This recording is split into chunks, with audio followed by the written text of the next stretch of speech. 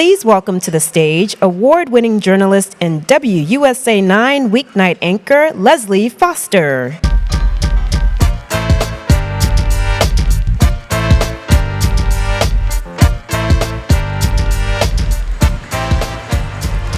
All right.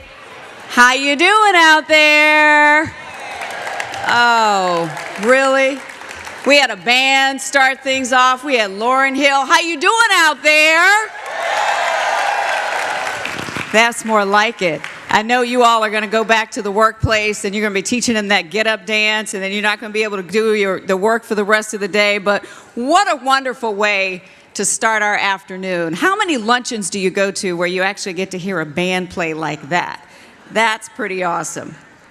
So I may be dating myself, and you all may know this too, but hearing a band reminds me of some of the great bands out there. One of them was the Beatles. 20 years ago, there was a song called Sgt. Pepper Taught the Band to Play. Some of you know that. I heard a scream out there. That was a long time ago. And 20 years ago was also the beginnings of the Washington Area Women's Foundation. That's right. They are hitting the big 2-0. It's a milestone for this great organization, starting out with this vision and a mission to increase opportunities for women, girls, and families throughout the DC area. Now, I like the Beatles, but I have to say I'm more of a Motown girl myself. So if you want to know what's going on, that song by Marvin Gaye. Can you say it with a little more feeling? Marvin Gaye. Born right here in D.C. at Freedman's Hospital, known today as Howard University Hospital. Housed the School of Communications that I came from. You knew I was going to work HU into this, right? Yeah. So since Marvin asked what's going on, I'll tell you what's going on. Since 1998, this foundation has awarded over $12 million to over 180 community-based groups. $12 million. Kickstarting an effort that has helped area women increase their assets by more than $57 million. So how's that for what's going on? But wait, there's more. Today has been named the Washington Area Women's Foundation Day in the District of Columbia. So thank you to Council Member Brianne Nadeau for introducing the DC Council ceremonial resolution and for being with us today. Also, thank you to Mayor Bowser for issuing a mayoral proclamation on behalf of the Women's Foundation 20th anniversary. And to top it all off, Congresswoman Eleanor Holmes Norton will read a statement to the Congressional Record about the 2 decades of work here done by the Washington Area Women's Foundation. And of course, a big thank you to former First Lady Michelle Obama for sending a letter recognizing our 20th anniversary. She writes, "Barack and I wish you our very best. We are standing right alongside you every step of the way." So we thank all of these leaders for their support. So we'll stay on the musical theme for just a little bit. And exactly 20 years ago today, the #1 song in the country was Lauryn Hill's "Doo-Wop That Thing." Lauryn, who, by the way, just appeared at the National Harbor not too long ago. Anybody go? She wound up winning 5 Grammys that year. And at the award show, she reached beyond music to extend this message. She said, if you come from anything broken, or if you've had any hurt in your life, you know that you don't want to pass that on. You know what I mean? You want to fix that. You want to fix that for yourself. You want to fix that for your children. You want to fix that for the children that listen to you, because kids who are so influenced, inspired by what we do may do what we do. Simply put, by coming here today, all of you are demonstrating that you want to fix something. And if that doesn't deserve a round of applause, I don't know what does. So let's hear it. So by being in this room, you get it. We all get it. Regardless of where we came from, where we are today, where we're going, all of us have a role to play in this journey. Supporting an organization that is maximizing opportunities for girls and women of color, partnering with local groups that are drilling down to figure out the best ways to fix what's wrong.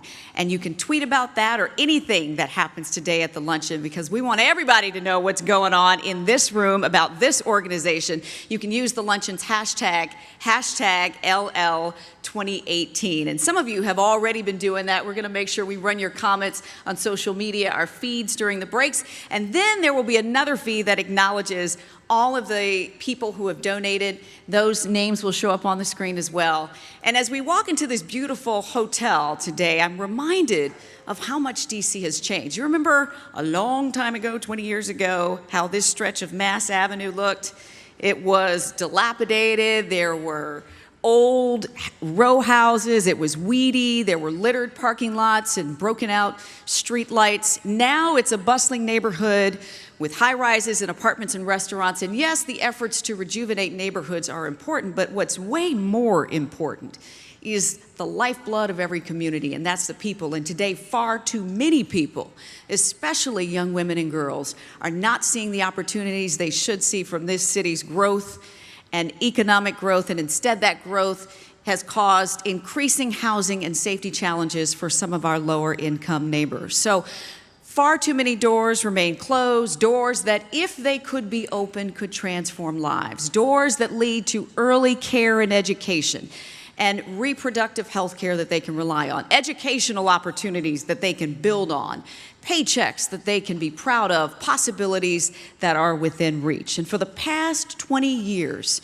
that's what this foundation has been about, and that is still the focus going forward. Your generosity leads to pathways to advancement and to opportunity, safety and security. And when you invest with us, with the Washington Area Women's Foundation, you are helping to drive the collaborative efforts of nonprofit, government, corporate, and community organizations, groups that are plugged in and fired up to deliver the best results. You invest in research and advocacy and leaders on the ground and creating opportunity.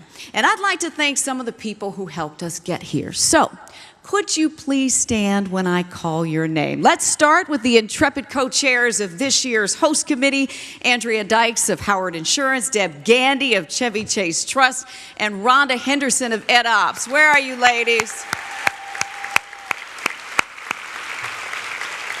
They are amazing, and anybody who has worked with this luncheon knows that is a heavy, heavy lift. How about the board members and board chair Rosie Allen Herring, who brought some special guests with us. Rosie is my soror. You brought our current president, Beverly Smith, one of our former presidents, Gwen Boyd, here. So thank you, all of our former board members, the Leadership Council, Together We Lead partners, stand up. Marion Circle members, get on up, stand up. To all of our elected leaders, all of our government partners, stand up. Everybody else keep standing. Who was at this luncheon 20 years ago? Stand up. Stand up. Look at you.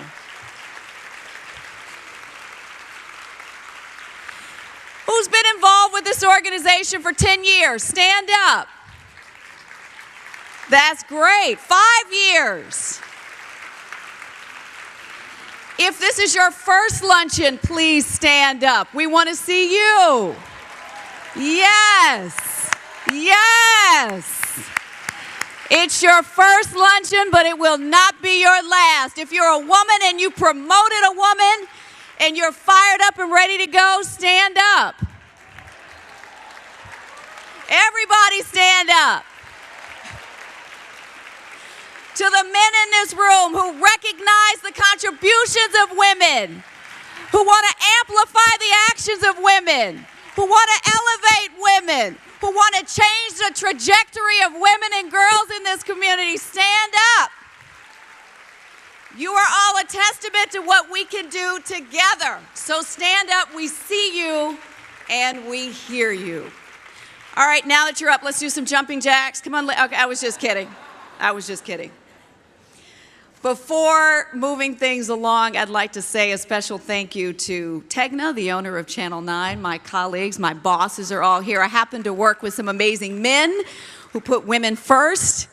And I hope you don't mind that I'll be putting today's lunch on our expense account. So thank you. No, really. So next up, we're going to show a short video, and then comes our fearless leader, President and CEO Jennifer Lockwood Shabbat. Can you believe she is marking her 10th year at the foundation during this, our 20th birthday celebration? That is a huge commitment. All right, now let's let the music play. The video. Roll the tape.